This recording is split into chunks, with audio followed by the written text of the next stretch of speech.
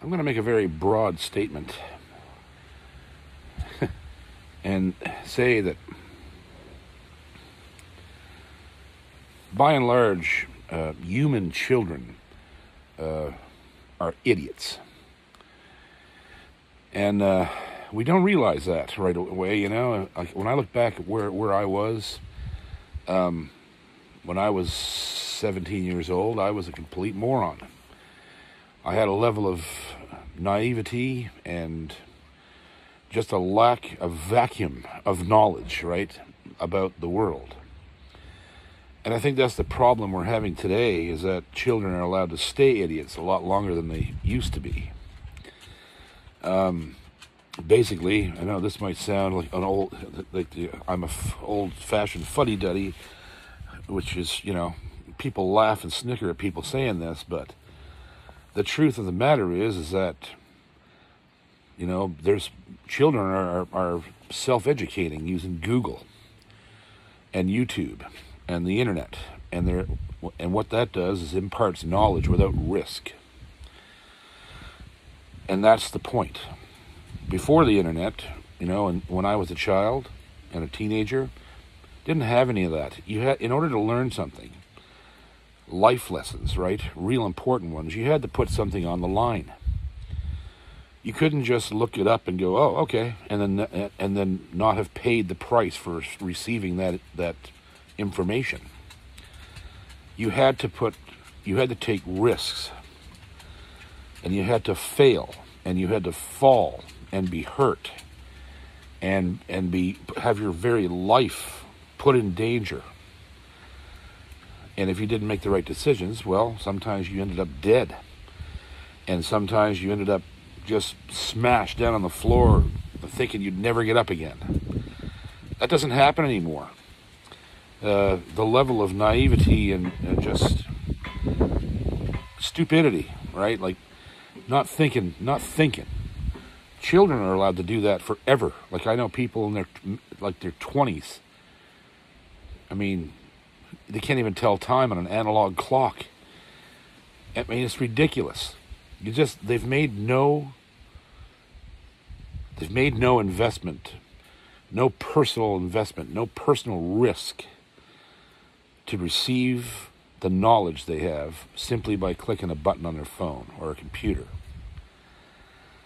And it's a dangerous, dangerous place for society to be, because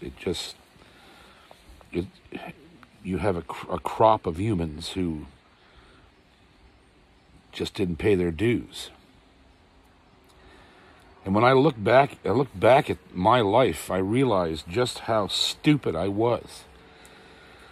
Like just unaware of some certain, you know, undeniable truths. And as I do this, you know, this series, I'm going to end up having to come back again and again to,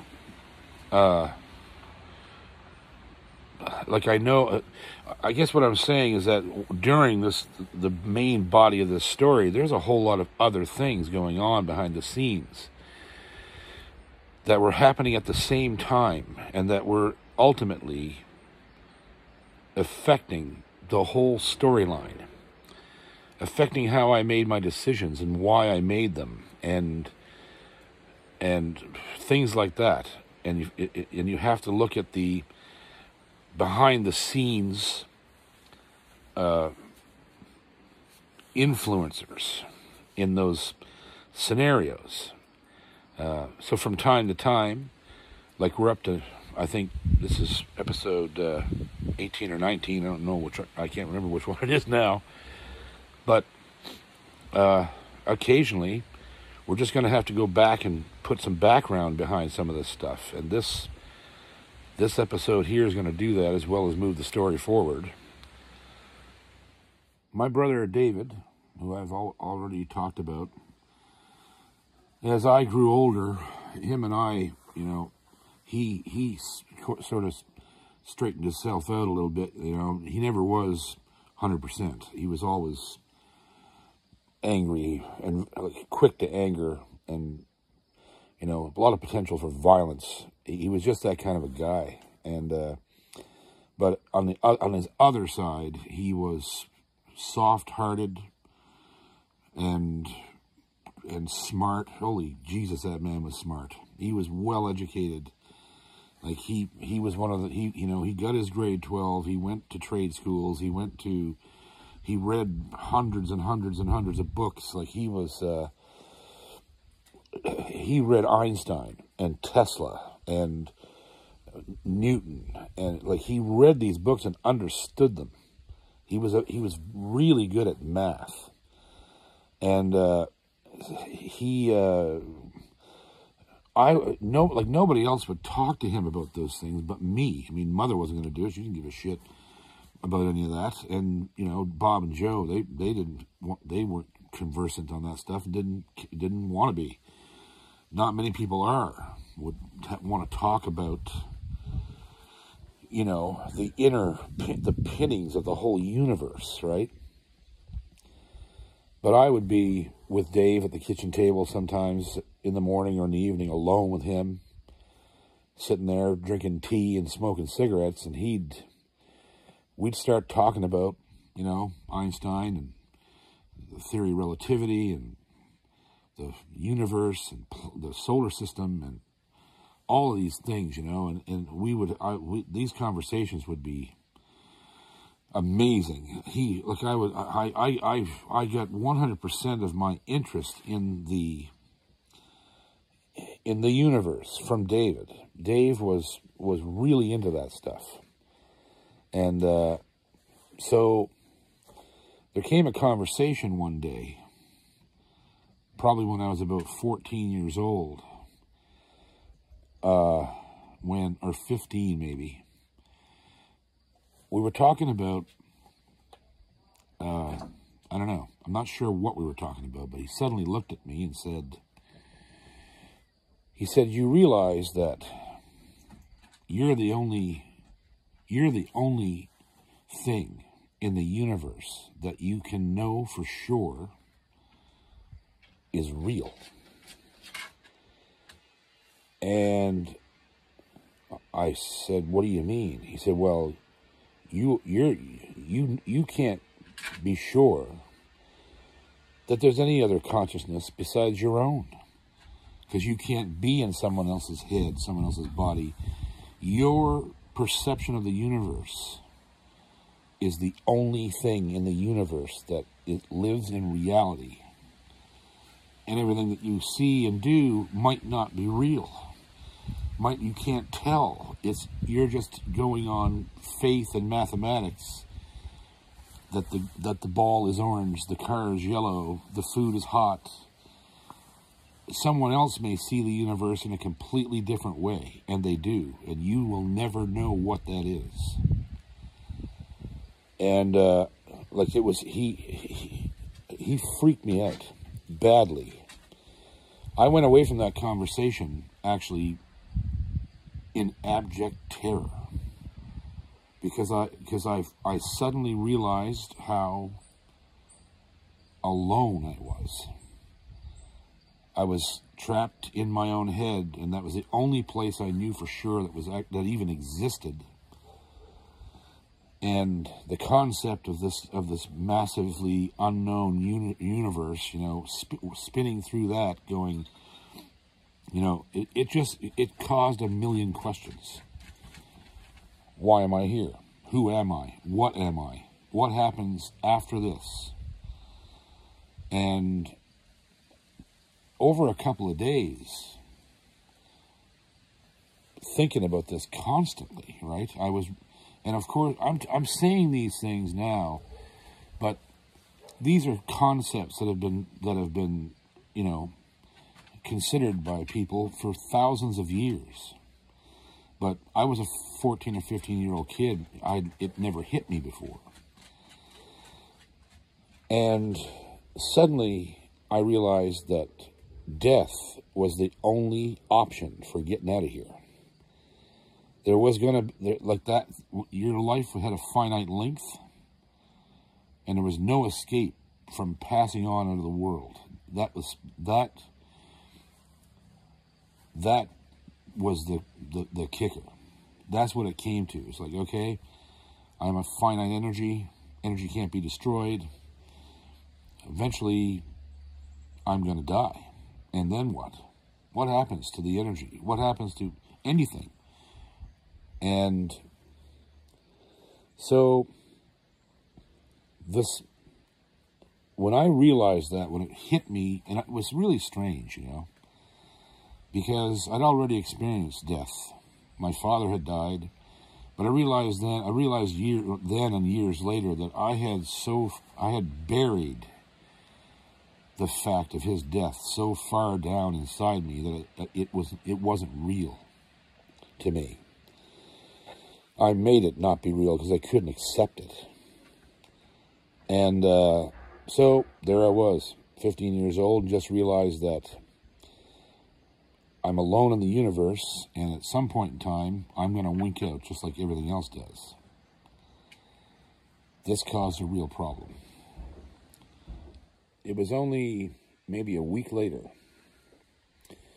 that I had, and be aware there's probably going to be triggers in this video, so if you're easily triggered by this sort of thing, I wouldn't watch it.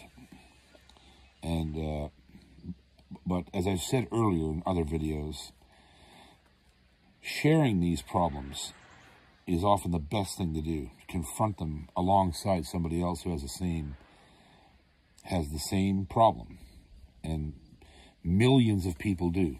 So you can either choose to or not, it's up to you. But a couple of weeks later,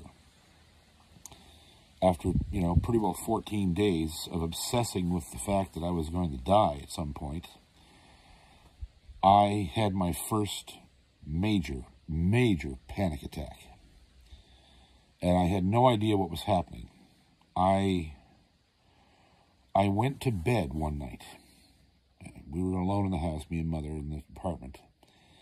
I went to bed one night, and everything was fine. No, I wasn't even thinking about anything like that. I was going to bed.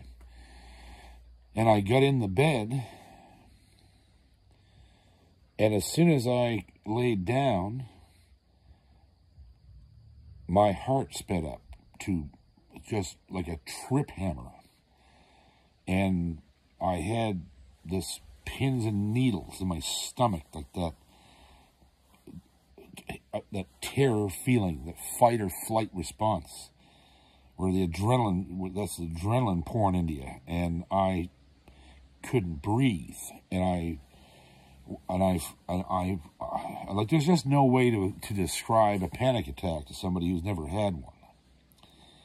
It's absolutely stone cold, terrifying. It's the worst feeling you could ever have.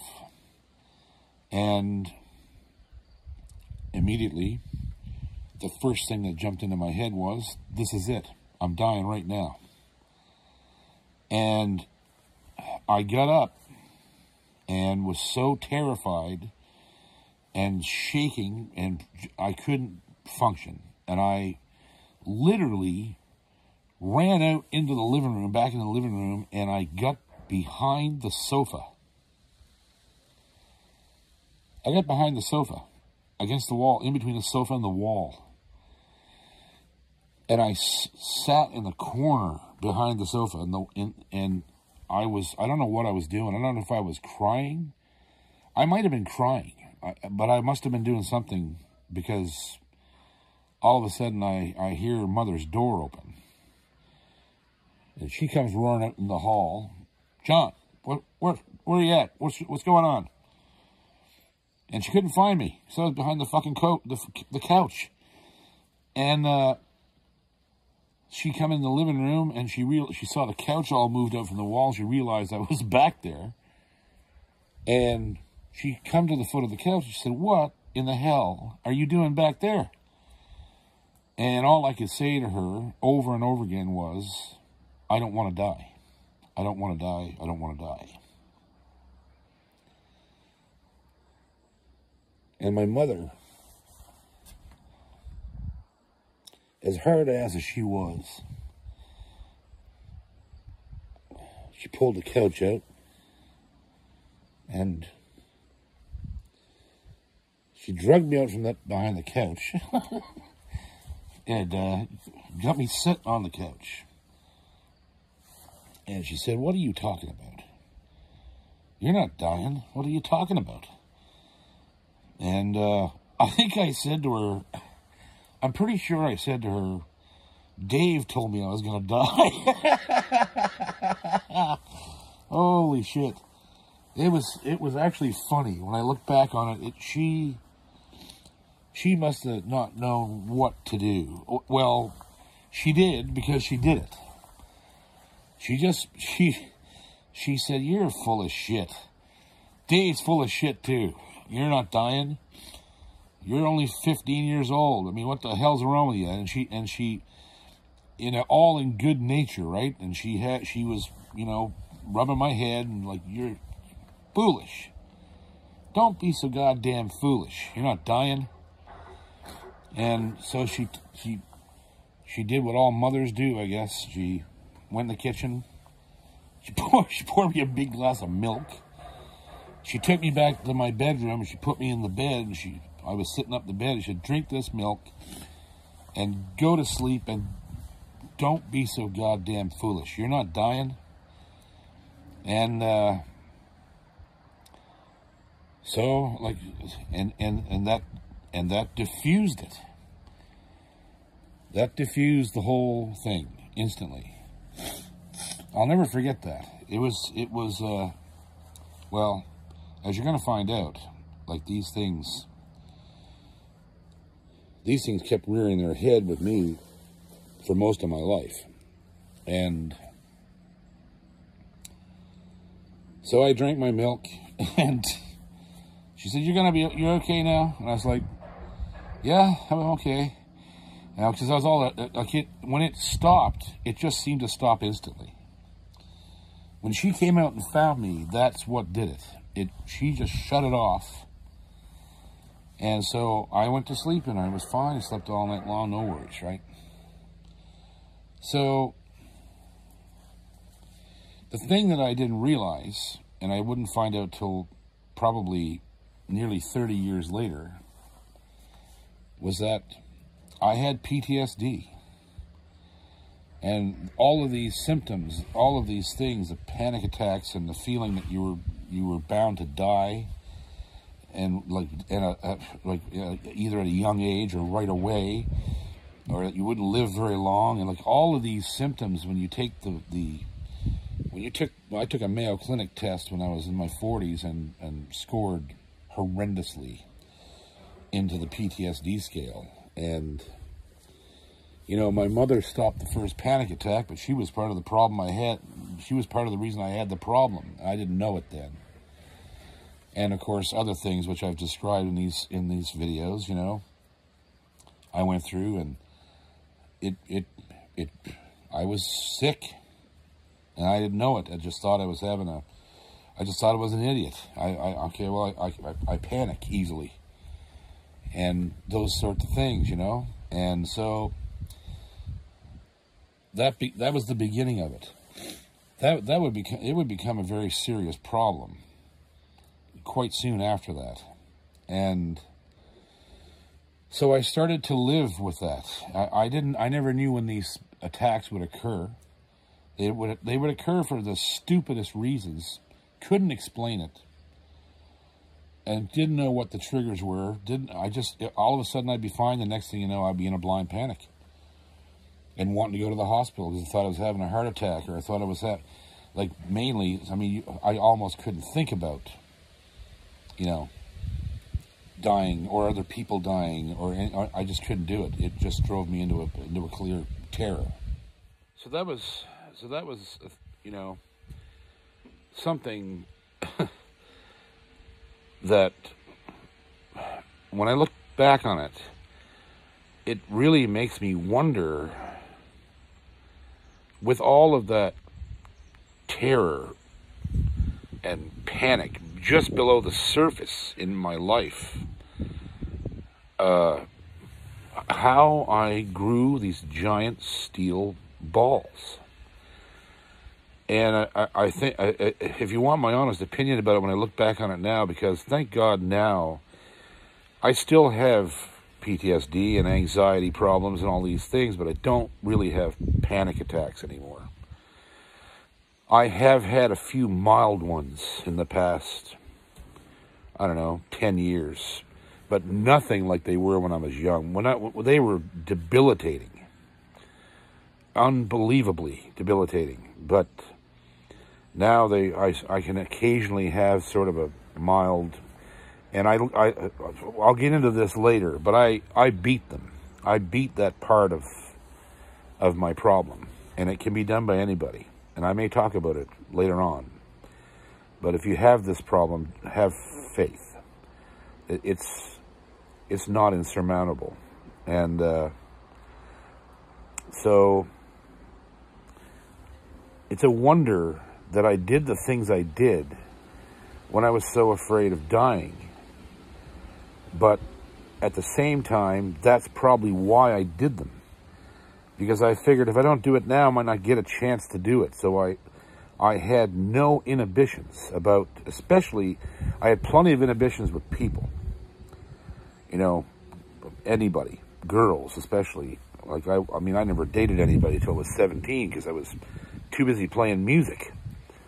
I only wanted to do music. I wasn't comfortable with people. And it's something that to this day, I'm not comfortable with people. And my best friends, the ones who know me the best, and they're very few, they know that. And some of them even enable it.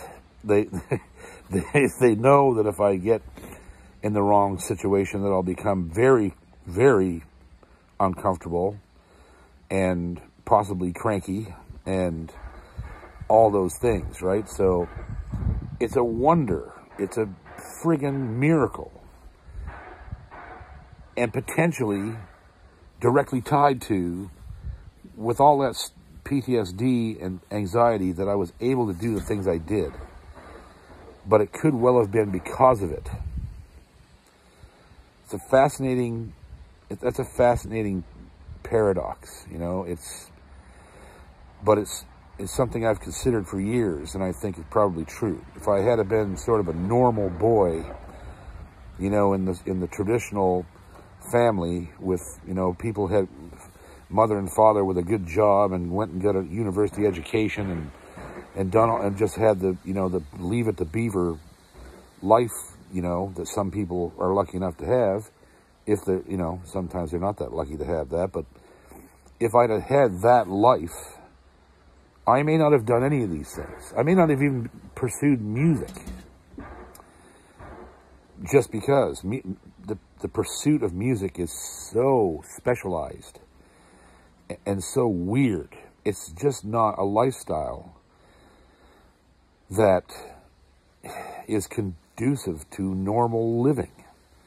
You know, you're locked in a room for half your life, studying some old dusty cassette or 8-track or record or vinyl or CD in today's case, and you spend hours and hours and hours and hours in isolation, absorbing and cataloging, and while it enriches your life to a massive extent, it also takes away from your ability to live a normal life. You can't relate to people sometimes because, you know, they're talking about all normal kind of things that everybody does, and you're like, yeah, you know, I went down to the store today, and we went up for a swim, and I went and met Joe and Betty, and we did our deal, and blah, blah, blah, and you're sitting there going, I played Windy and Warm 500 times this morning. And so the level of relativity between you and everybody else is really skewed. And especially if you're someone like me who is ate up with it. And there's lots of us. There's millions of us that are, one of our main concerns besides food and oxygen is music. And it's hard to describe it to people, and it's hard to make people understand how it changes you, because it does, and hopefully for the better. sometimes not. But hopefully the better. You know, music can change you, and mostly it does. For some people, it takes you down a darker path, you know, as we know. But we look at all the great musicians over the years that have all died young, abused themselves, abused drugs, abused people. It can take you down a dark road, but for the most part, it's a healer, and I'll stand by that till the edge of a cliff. It's something that, I don't know, it's a healer.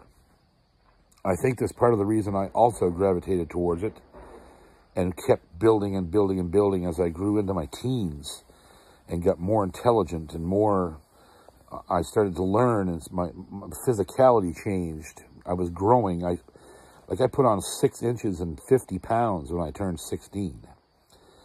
And because I was just a frail, tiny little kid, just as thin as a beanpole. Always sick with allergies, sick with bronchitis every year, horrible physical condition. But, you know, at the same time, I was an athlete. I was a sprinter. I played baseball, soccer. We were always playing around the woods. I was a very physical kid, and because I loved that too. I just enjoyed that. There was something about, I was a BMX bike rider when I was a kid. We had bicycles and were building ramps and jumps and just crazy stuff I did as a kid, but the music was always there. And it was weird, you know. I can remember all through my life, people that I knew who weren't really aware of me playing music, and I would sort of invite them into that world by playing for them, sort of out of the blue. And they would go, "Whoa, you play really good guitar," and I would know instinctively whether or not they really fit in my life somehow at that point. If they looked at what I was doing and embraced it and went, "Yeah, man, that's wicked. You know, that's really good," or if they just paid a lip service and said, "Oh, that's pretty cool," and then off to some other subject, I would know right away, okay, this person will never be very super close to me because they don't understand this other part of my life. Boy, that's deep. It is, but you know, you think about these things, and this is amazing. Actually, I'm quite impressed with how this video is going right now, because I'm thinking about how all this ties into all the relationships I had in my life. Because it was people that understood me as a musician, understood the sacrifice and the work ethic, and they knew that me picking up a guitar and playing like Chet Atkins or Doc Watson or Tony Rice or whatever, or myself or whatever the hell I was doing, that didn't come cheap. It came with years and thousands, tens of thousands, maybe hundreds of thousands of hours of practice and study and continually listening to music. And they looked at me and they saw that there was a massive investment in that. And they went, "Yeah, I understand." And those are the people that became close to me, closer than anybody else. And not to say I didn't have friends, and I've always had friends that were just at the edges of that. They don't come right in and go, "Yeah, I understand what you're doing, but I still love them too." But there's a certain part of my life they'll never be a part of because they don't get it. And that's cool too. But it really influenced how I chose everybody in my life. Very interesting. Very interesting. So there I was.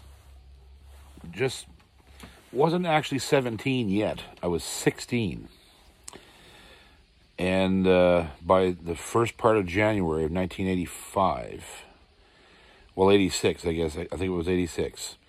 Just 3 months after I met the Sullivans, it was decided, and to be quite honest with you, I don't even remember what the conversation was with my mother, which means there was no friction.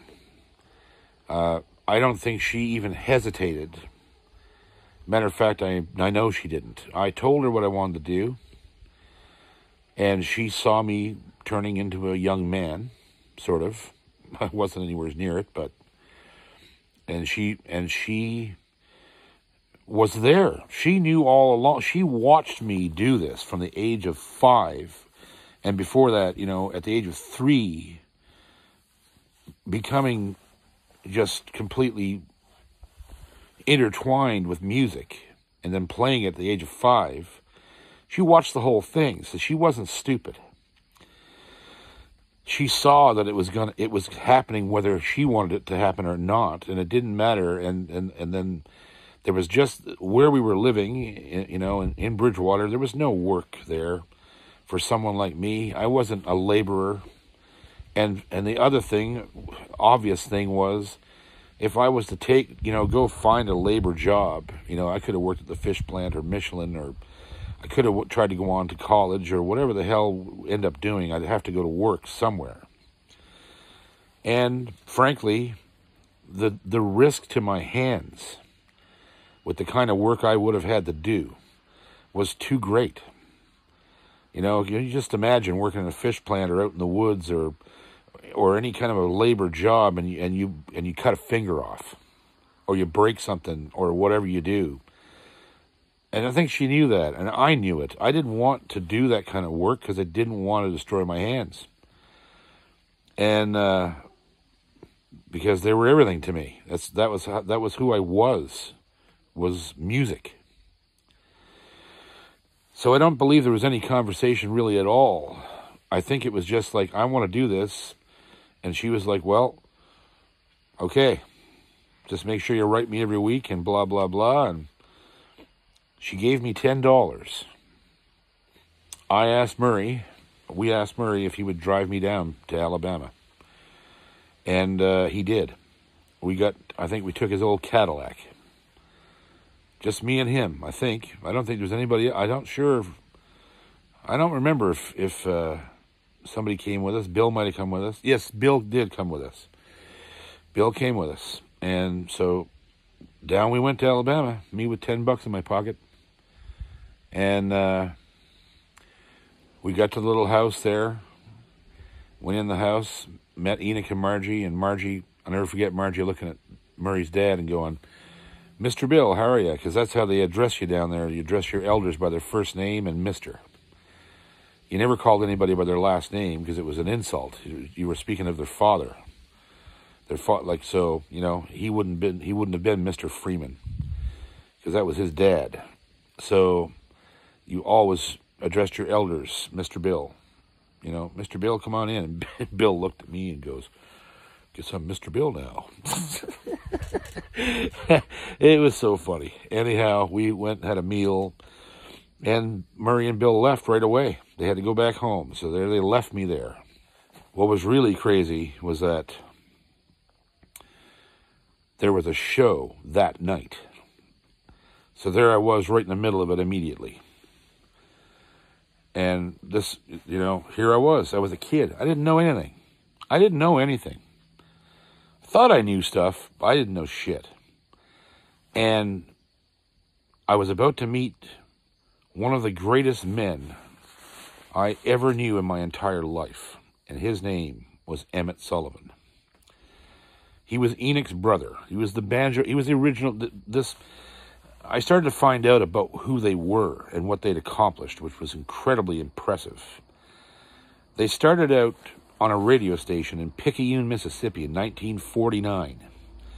Enoch and Emmett, his brother on the banjo, and Margie, singing lead, playing the guitar. And Enoch sung lead as well. Emmett was the baritone singer and the bass singer. And I'm telling you, Emmett Sullivan was probably one of the greatest banjo players that ever lived. His timing and drive and understatement was breathtaking. You'd watch him play and just go, whoa. And he would drive the audience into a frenzy. I'd watch that man in the years to come create pandemonium in a church house, in front of these really incredibly uptight Pentecostal churchgoers. But that's a different story. We'll get into that later. I'm going to tell you right now the first meeting with Emmett Sullivan. So Murray and Bill are gone. I'm on the edge of a panic attack, sitting in the house there, not knowing what's going on. They're all running around the house. Enoch and Margie running around. Joy, the bass player, getting ready for this gig. And Enoch looks at me and goes, "So you ready to play, son?" I was like, Yeah, I'm ready. And well, you're going to go down to the church. We're just playing off down the road here, about 20 miles, and you go with Emmett and Dickie. And I said, Emmett and who? My son-in-law, Dickie. His name was Dickie. His name was Richard Tew, T-E-W. Great bass player and tenor singer. Oh, married to one of their daughters. So his name was Dickie Tew. They called him Dickie. And I'm thinking to myself, oh, this is scary. And see, this is what I mean when I said in the start of the video. I was about to get educated real fast, because I was about to get in a pickup truck in Alabama where these people were clearly country. They were redneck as you could get, and in the good way. They weren't, well, mostly in a good way. I'm about to get in this truck with these two strange men I've never met before.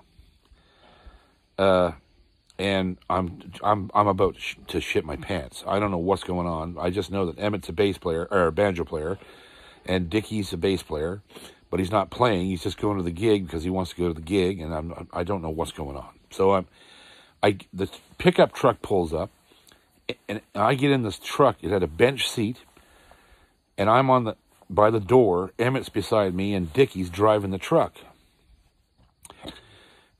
And we start this 25-minute or so drive to this church. We're going to meet Enoch and Margie and Joy over there.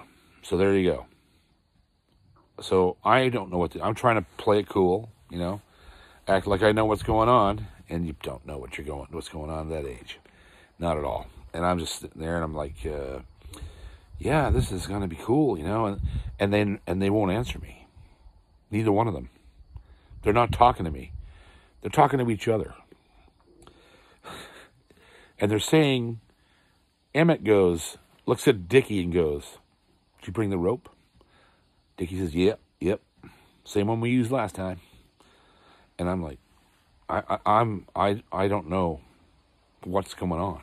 And I'm just sitting there, and I'm trying to make, random comments to get a conversation started. And they still won't talk to me.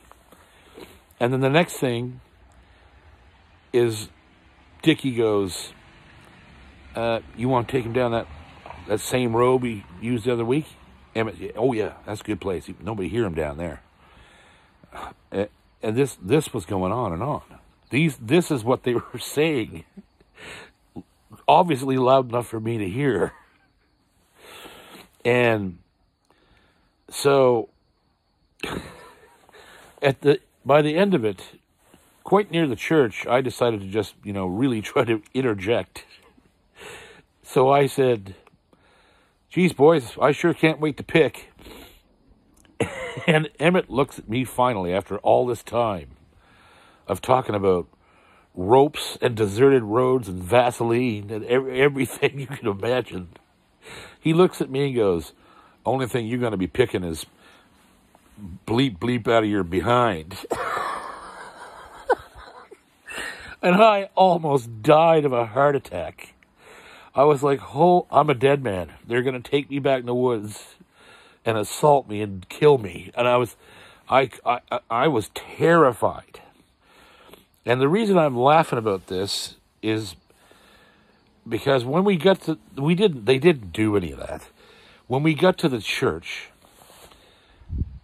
I exploded out of the truck and ran in the church and up to Enoch. He was there already, and at full voice in front of the pastor, and some of the congregation was already there.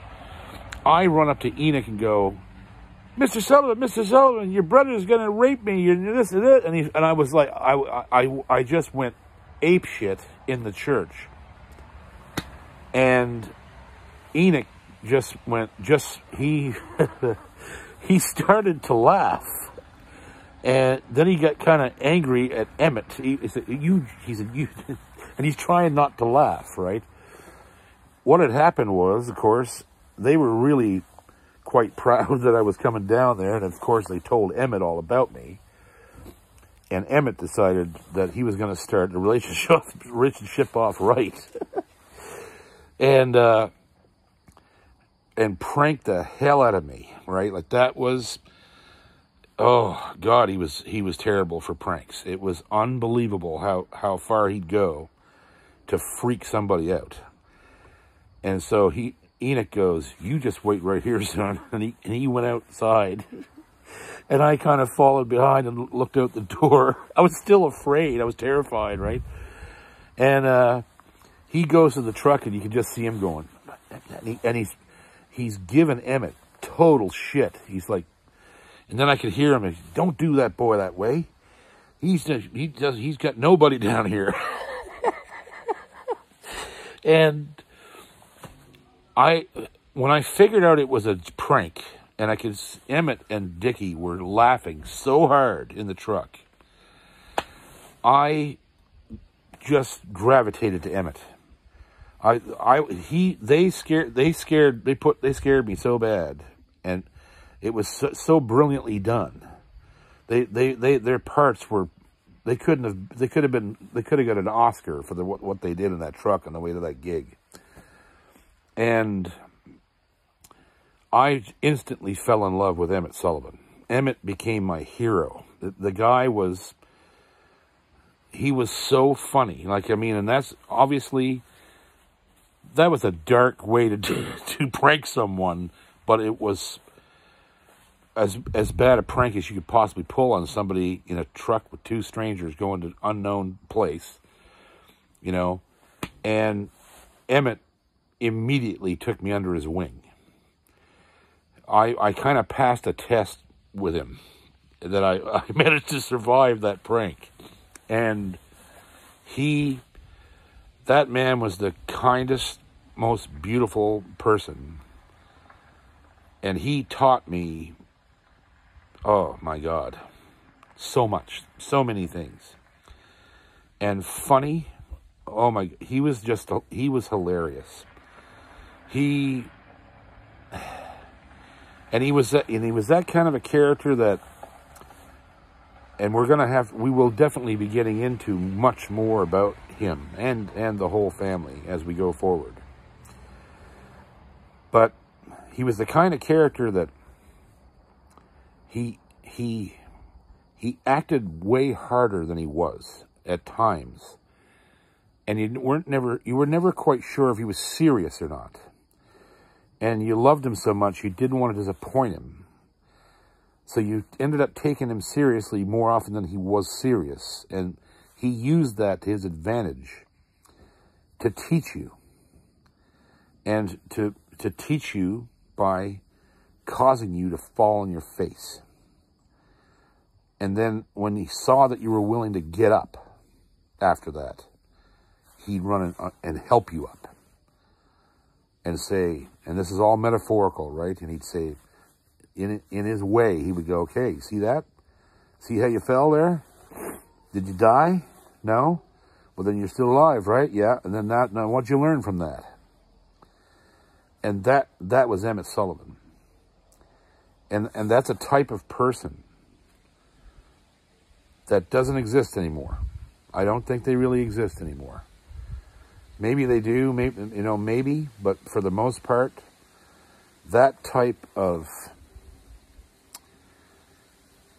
mentorship, where you let somebody shit the bed, and then once they've filled it, you go over and say, do you really want to lay there in that? Or would you rather do things the way I told you to do them in the first place? Now you see what happens when you didn't do that? And they let you fail. You'll never fly without falling. Flight and falling are the same thing. When you fall, you hit the ground. When you're falling, you put your wings out, you fly. And that's what Emmett did for not only me, but, you know, everybody that ever worked for the Sullivan family. And there were dozens of young people, including some of the biggest names in country music, like Marty Stewart, Carl Jackson. Marty Stewart just got installed in the Country Music Hall of Fame. His first gig was with the Sullivan family. And Emmett Sullivan was his hero. Just like he was mine. He was Carl Jackson's, Bobby Hawthorne. Like, oh my God, there's a list of players that went through that band over 40 years and they all cited Emmett as one of the greatest influences in their life. But there's so many stories, and they're going to get told, and yeah, there's just so many stories. And so that night at the church, I just instantly had this new hero. I was like, this guy,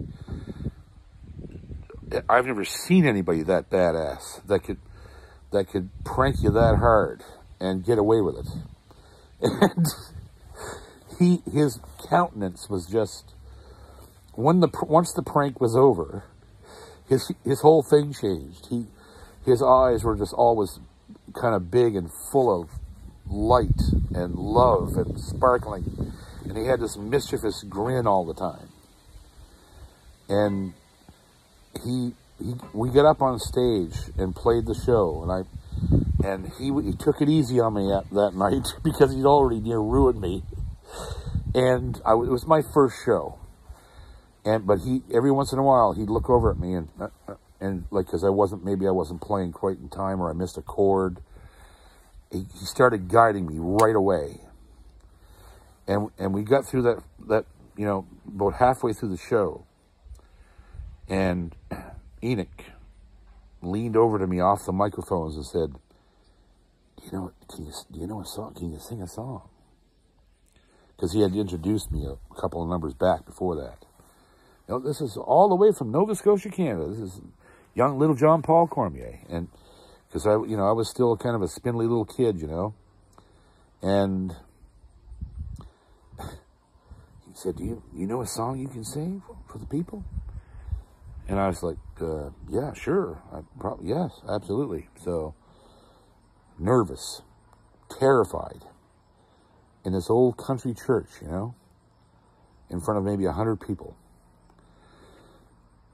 and I asked if I could play the guitar, because I was playing mandolin, and I had all my instruments with me. I had my fiddle, my banjo, guitar, and my mandolin.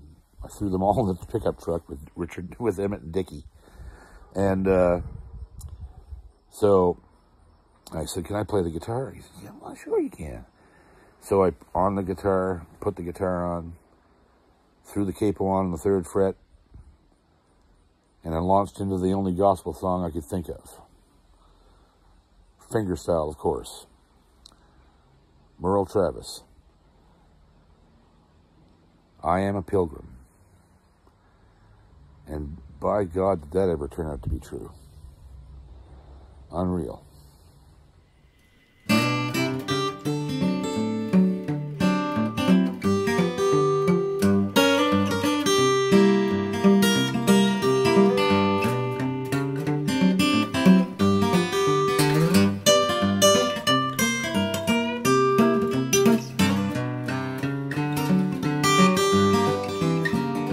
I am a pilgrim and a stranger, traveling through this worrisome land. I got a home, boys, in that yonder city, good Lord, and it's not made by hand. I got a mother, sister, and brother who have gone before, and I'm determined to go and meet them, good Lord, over on that other shore.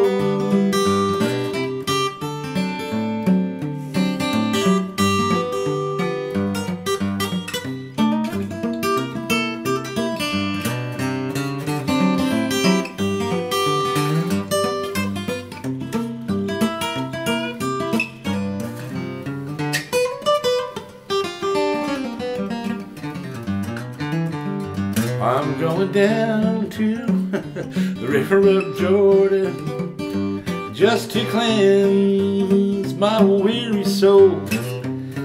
And if I could touch but the hem of his garment, good Lord, I do believe it would make me whole. I am a pilgrim and a stranger, traveling through this worrisome land. I got a home, boys, in that yonder city, good Lord, and it's not made by hand. I got a home, boys, in that yonder city, good Lord, and it's not made by hand.